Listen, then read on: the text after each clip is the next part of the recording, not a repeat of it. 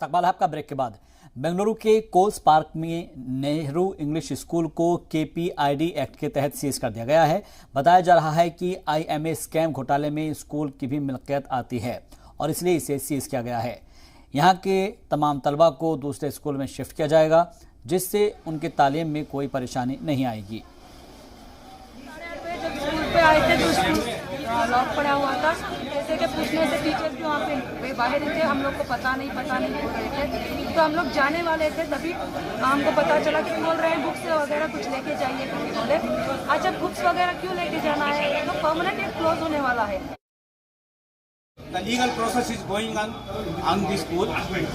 So nearly 400 students are studying here. Vinay, side, Vinay. So as per higher officers' directions and government directions, we are taking all the measures to admit the students alternative schools. We will take all the measures to continue their education.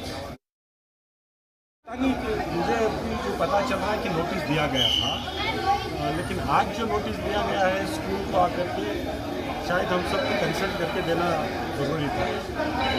बहरहाल जो इन्होंने notice दिया है, जहाँ पे अब हमारी ये कोशिश ये रही है कि जिन लोगों ने IMA में पैसा खोया, बहुत गरीबों का पैसा गया, उनको उनका पैसा वापस मिलना।